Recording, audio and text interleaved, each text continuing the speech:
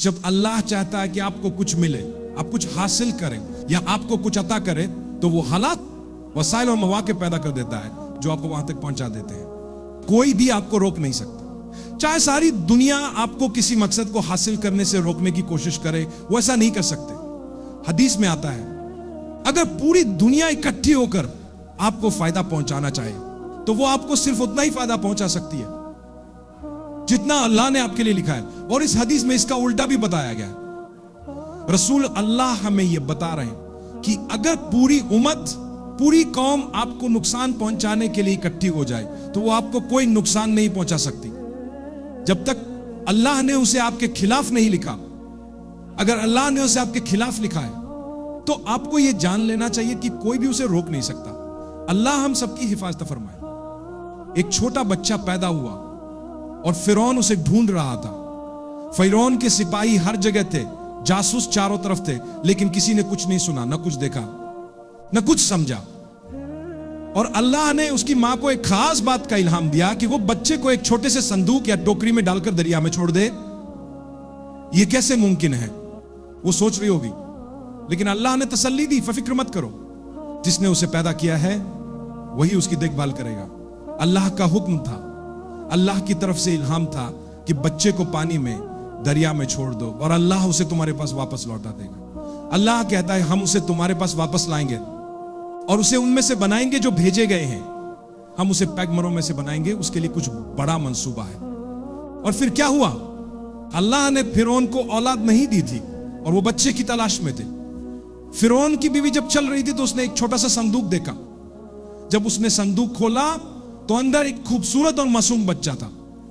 उन्होंने हजरत मूसा को अपने पास रखा और उनकी परवरिश की, यहां तक कि वो बड़े हो गए।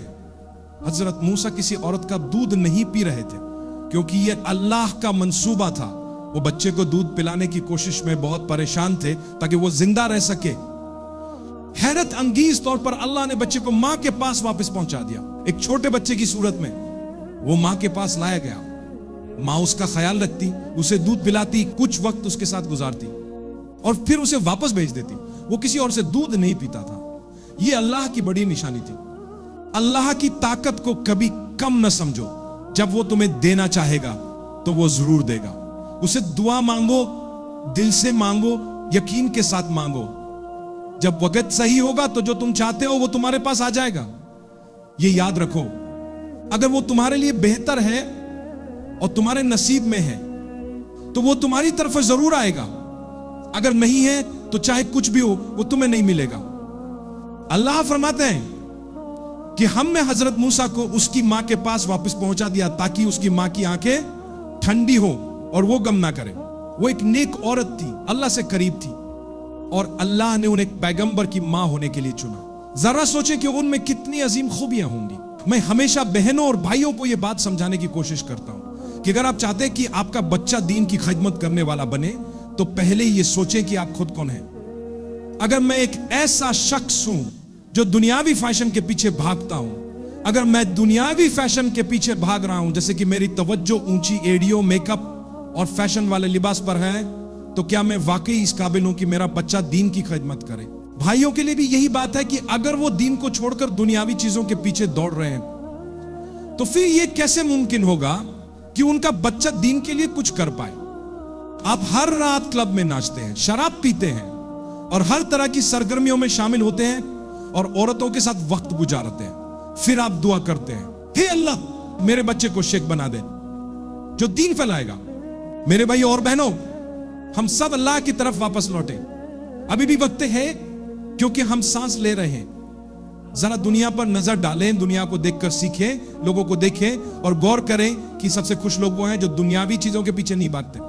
याद रखें, वल्लाह मैं आपसे सच कहता हूं, हो सकता है आप चमक धमक को देखें, शोहरत को देखें, किसी ऐसे शख्स को देखें जिसे दुनिया सुपर हीरो या फिल्मी सितारा मानती हो, लेकिन हकीकत में वो अंदर से मायूस होते हैं, वो मुश्किलों से गुजर रहे होते हैं।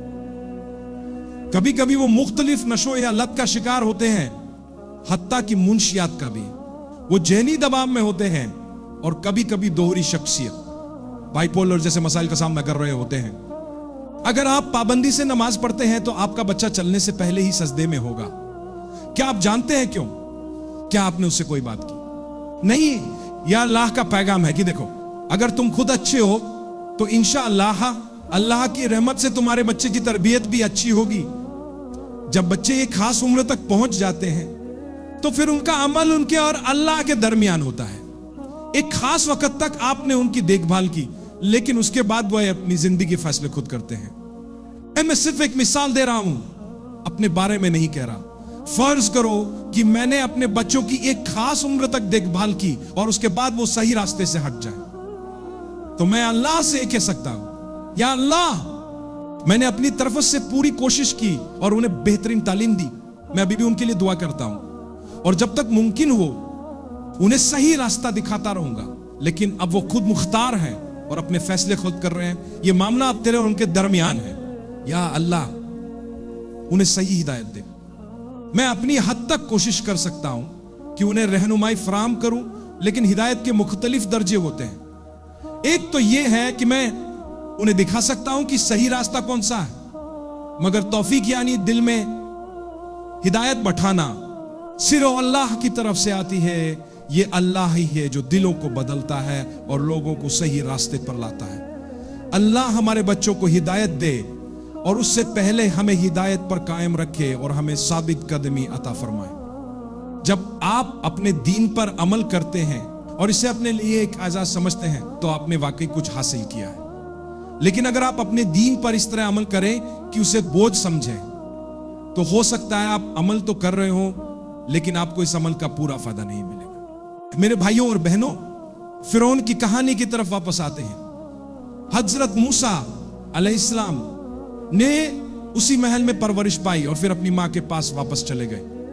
मैं यहां एक और सबक लेना चाहता हूं। कभी कभी हम अपने प्यारों से जुदा हो जाते हैं। क्या आप इस बात से इत्तेफाक करते हैं, चाहे ये तलाक के बाद आपका बच्चा हो या कोई और करीबी रिश्ता हो सकता है कि आपके शौहर को काम के सिलसिले में कहीं दूर जाना पड़ा हो, या आपको खुद किसी वजह से कहीं जाना पड़ा हो, या शायद कुछ ऐसा हुआ हो कि आप अपने प्यारे से किसी वजह से अलग हो गए।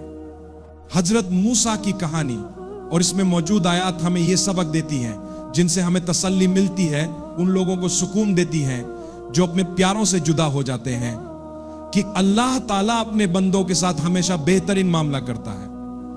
हजरत मूसा की वालिदा को अल्लाह ने फरमाया था, हम उसे तुम्हारे पास वापस लाएंगे।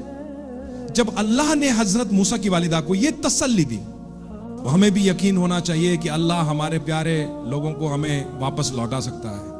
अल्लाह हमें हमारे प्यारे लोगों के साथ दोबारा मिला दे। कुछ मौकों पर मौत की वजह से हम अपने प्यारे लोगों से जुदा हो जाते हैं, जैसे एक बच्चा वालिदैन या भाई बहन या कोई और जिससे आप वाकई परवाह करते हैं और जिससे आप बहुत मोहब्बत करते हैं। फिक्र ना करो, अल्लाह ने फरमाया है कि वो आपको आपके प्यारे से आखिरत में मिलाएगा।